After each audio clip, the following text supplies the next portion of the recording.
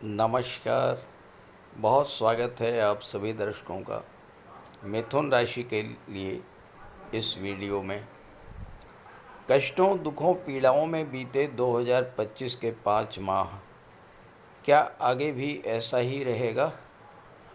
कब होगा सुधार? जी हाँ, आज मैं मिथुन राशि के जातकों के लिए एक स्पेशल वीडियो लेकर आया हूँ। और अगर आप मिथुन राशि के जातक हैं तो ये वीडियो आपके लिए बहुत ही महत्वपूर्ण है। मिथुन राशि के जातकों के लिए वर्ष 2024 ज़्यादा अच्छा नहीं रहा। ख़ास करके अक्टूबर 2024 के बाद मिथुन राशि के जातकों के जीवन में समस्याओं की बाढ़ सी आ गई। और 2025 की जब शुरुआत हुई तो ये लगा कि शायद कुछ सुधार हो, लेकिन 2025 के 5 महीने बीत चुके हैं, हालातों में कोई सुधार नहीं आया। जो हालात पहले थे अभी वही हालात ज्यों के त्यों हैं। आपने इस दौरान तरह तरह के आर्थिक, शारीरिक, मानसिक कष्ट झेले। दाम्पत्य सुखों में, पारिवारिक सुखों में कमी आई। संतान पक्ष को लेकर चिंताएं बढ़ीं। स्वास्थ्य को लेकर विशेष समस्या रही, खास करके जो लोग ओल्ड एज के थे या जो सीनियर सिटीजन थे।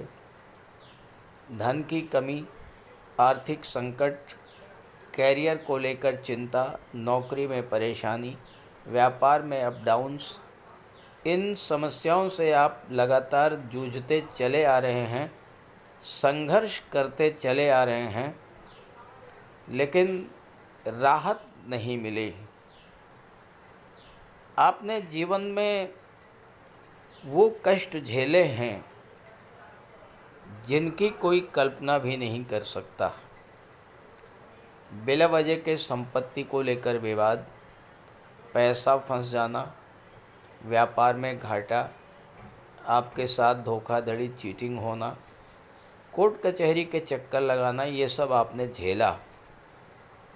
और अगर आप मिथुन राशि के जातक हैं तो ज़रूर कमेंट करके बताइएगा कि क्या आपके साथ ऐसा ही हुआ है।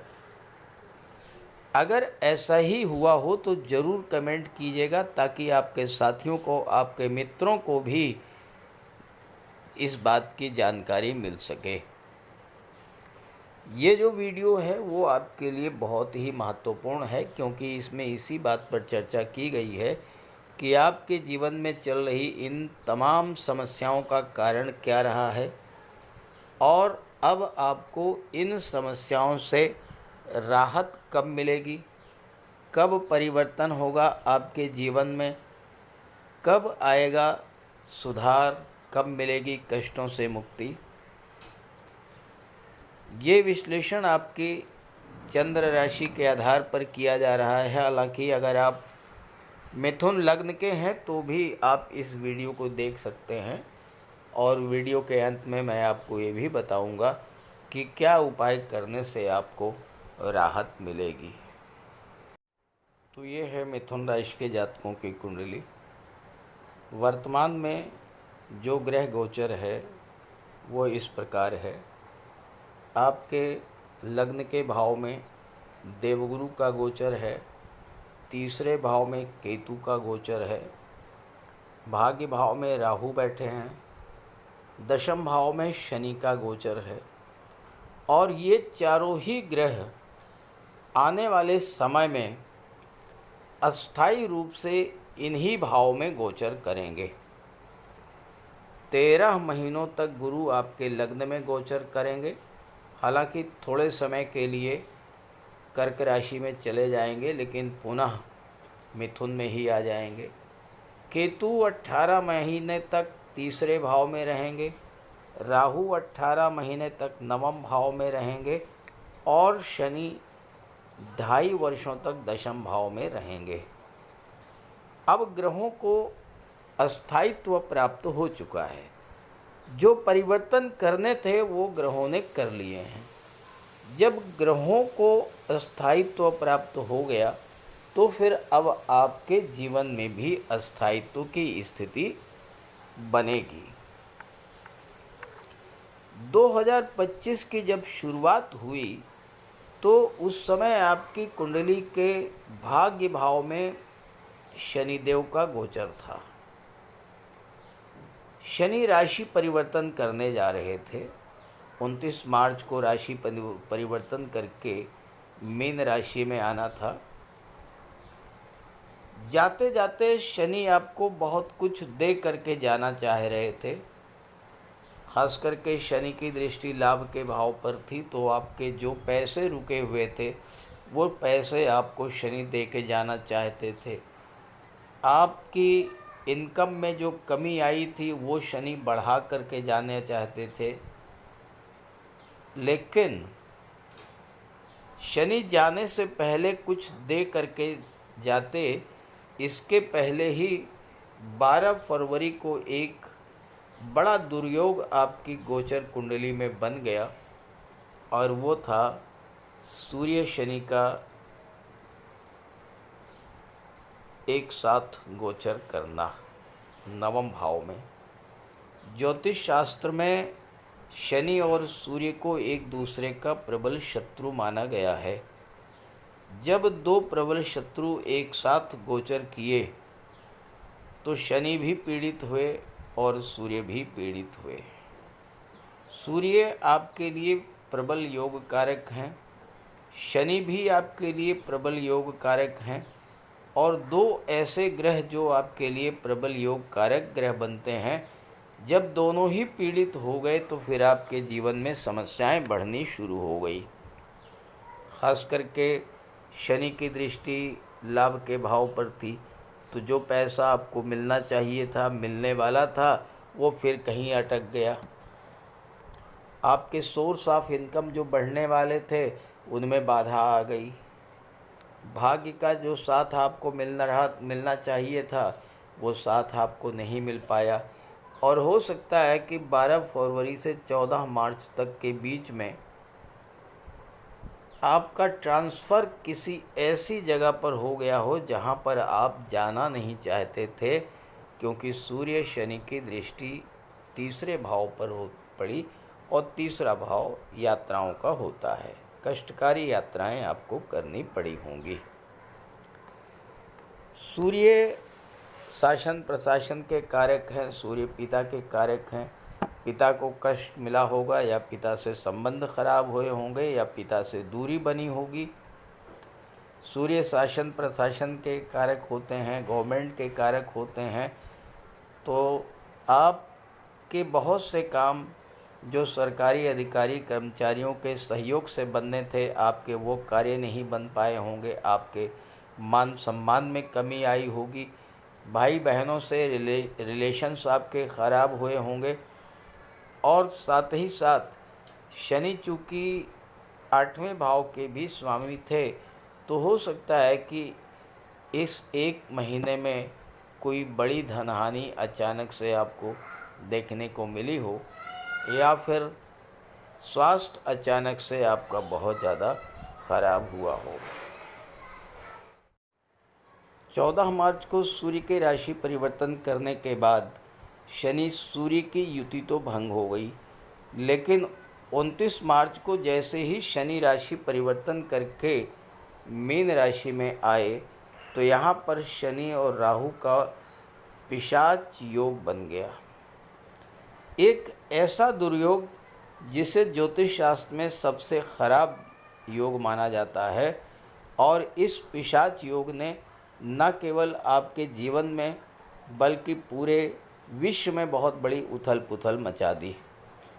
ज़्यादा विस्तार से जाने की ज़रूरत नहीं है।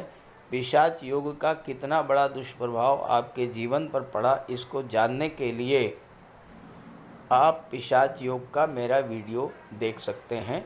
और ये दुर्योग आपकी कुंडली के 10वें भाव में बना था, तो आपका काम कारोबार चौपट हुआ। 12वें भाव पर शनि की दृष्टि थी, तो विदेश संबंधी कार्यों में बाधा आई राहु की दृष्टि धन के भाव पर थी, तो बिला वजह के खर्चे बढ़े और धन का संचय नहीं हो पाया। परिवार में कलह और तनाव की स्थितियां बनी। वाणी दोष के कारण झगड़े बढ़े। शनि और राहु की दृष्टि चौथे भाव पर पड़ने से आपके घर का वातावरण खराब हुआ। घर में कलह तनाव की स्थितियां बनी।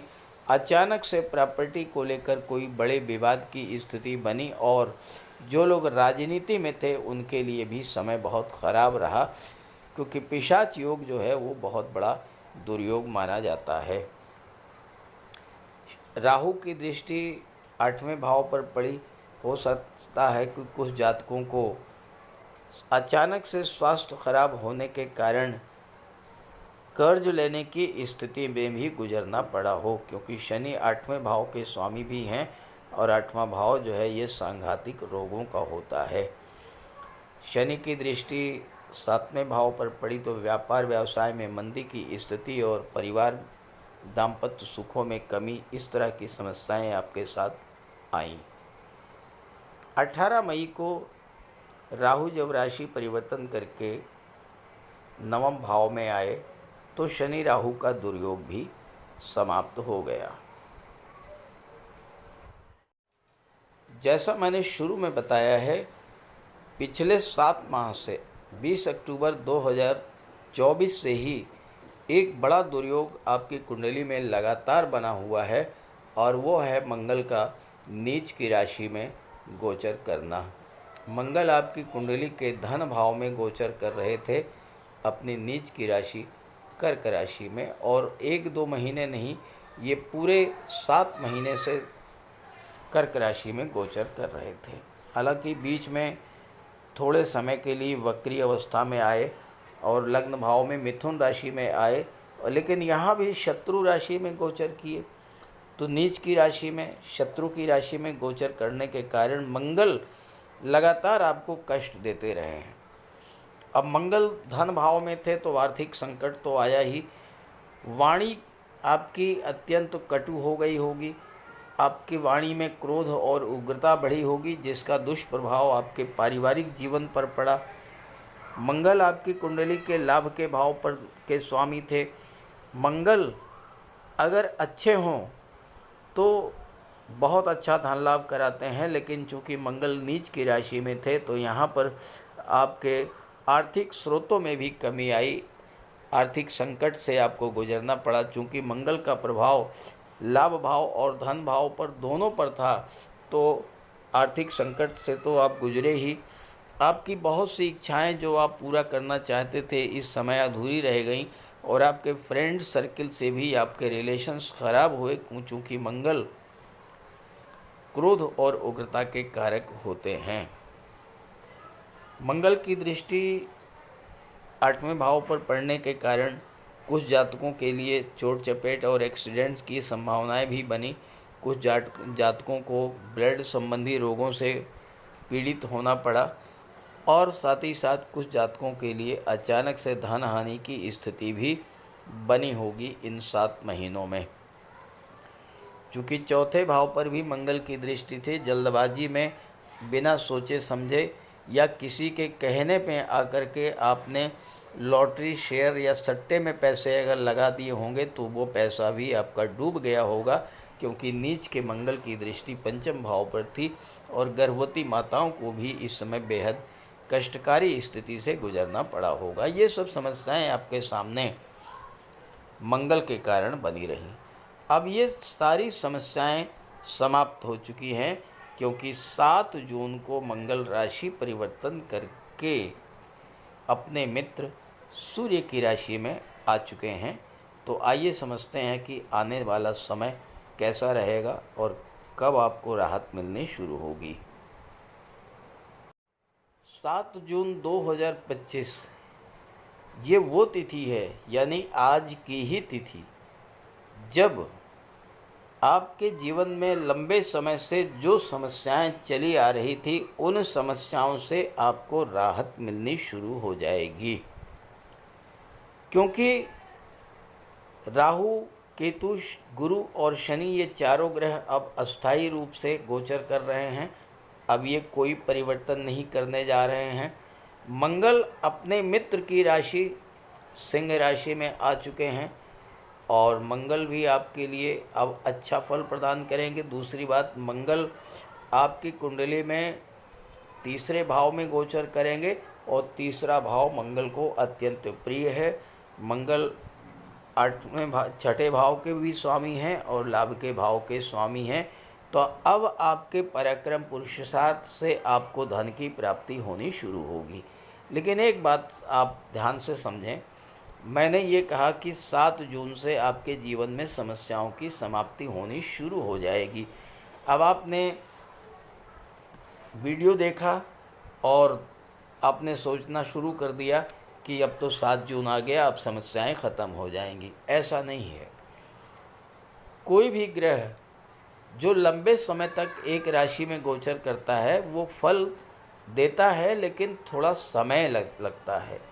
तो ऐसा नहीं है कि राहु केतु गुरु शनि एकदम से आपके समस्याओं को जड़ से निपटा देंगे। समय लगेगा, धीरे धीरे आपके जीवन की समस्याएं ख़त्म होंगी, क्योंकि ग्रहों का गोचर अब आपके अनुकूल आ चुका है। आपके लग्न के भाव में देवगुरु का गोचर है और सप्तम भाव के स्वामी हैं। गुरु की दृष्टि सप्तम भाव पर अपनी ही राशि पर पड़ेगी। जिन जातकों को विवाह के इच्छुक थे, जो जातक, और उनके विवाह में देरी हो रही थी, अब विवाह के मार्ग की बाधाएं दूर होंगी, विवाह संपन्न होगा। व्यापार व्यवसाय में जो मंदी की स्थितियां बनी हुई थी वो समाप्त होंगी और साथ ही साथ जीवन साथी के साथ आपके रिलेशंस भी बहुत अच्छे हो जाएंगे। मंगल छठे भाव के स्वामी हैं। मंगल को शत्रुहंता कहा जाता है। अब आपके शत्रु पराजित होंगे। वो शत्रु जो कल तक आपको परेशान कर रहे थे, अब मंगल के प्रभाव से आप अपने शत्रुओं को पराजित कर पाएंगे, शत्रुओं को परास्त करेंगे। और सबसे बड़ी बात यह है कि आपके जीवन में जो संघर्ष की स्थिति बनी हुई थी, उन स्थितियों से भी मंगल आपको राहत दिलाएंगे। जब शत्रु पराजित होंगे, जब कार्य तेजी से आगे बढ़ेंगे, तो फिर आपकी इनकम भी बढ़ना शुरू होगी। राहु भाग्य भाव में बैठे हैं। अचानक से भाग्य का साथ मिलेगा, लेकिन राहु जब भाग्य भाव में गोचर कर रहे हैं और 18 महीनों तक गोचर करेंगे, तो एक बात तो ये है कि 13 महीनों तक तो गुरु की दृष्टि राहु पर पड़ेगी। गुरु के प्रभाव से राहु अच्छा फल देना शुरू करेंगे, अच्छा फल देने के लिए बाध्य होंगे। और दूसरी बात यह है कि राहु आपकी कुंडली में भाग्य भाव में है। भाग्य को जागृत रखना है, भाग्य से ज़्यादा लाभ आपको लेना है, तो तीर्थ यात्रा पर चले जाइए, देव दर्शन के लिए जाइए और कम से कम इन 18 महीनों में एक बार गंगा स्नान अवश्य कर लीजिएगा। आप देखिएगा कि राहु आपको बहुत अच्छा फल प्रदान करेंगे। अचानक से आपको लाभ मिलना शुरू हो जाएगा, अचानक से भाग्य का साथ मिलना शुरू हो जाएगा, अचानक से आपकी इच्छाएं पूरी होनी शुरू हो जाएंगी, क्योंकि राहु एक ऐसे प्लेनेट है जिसकी कोई लिमिट नहीं है। बस राहु को प्रसन्न रखना है और राहु से आपको ज़्यादा से ज़्यादा लाभ ले पाना है, क्योंकि राहु आपके लिए योग कारक ग्रह बनते हैं। तो राहु को प्रसन्न रखने का सीधा सा उपाय है कि आप राहु के बीज मंत्र का जाप करें, गंगा स्नान करें, तीर्थ यात्रा पर जाएं, देवदर्शन पर जाएं और गुरु को मजबूत करें। गुरु को मजबूत करेंगे, राहु पर नियंत्रण है गुरु का, राहु सही फल दे, अच्छा फल देंगे। गुरु को मजबूत करने के लिए माता पिता, गुरु और वृद्धजनों का सम्मान करें। गुरुवार के दिन स्नान करने के जल में आधा चम्मच हल्दी मिला के स्नान करें और हल्दी केसर का तिलक लगाएं। गुरुवार का व्रत रख सकें तो बहुत अच्छी बात है, नहीं तो एक केले का वृक्ष लगा लें, किसी गमले में ही लगा लें और उसकी सेवा करें। भगवान विष्णु की आराधना करें, विष्णु सहस्र नाम का पाठ करें गुरुवार के दिन। ये सब आप करते रहिएगा तो आप देखिएगा कि आने वाला समय आपके लिए बहुत अच्छा बीतेगा और आपको बहुत बड़े लाभ मिलने जा रहे हैं। तो ये उपाय कीजिए और इस जानकारी को अपने साथियों मित्रों को ज़रूर शेयर कीजिएगा। नमस्कार।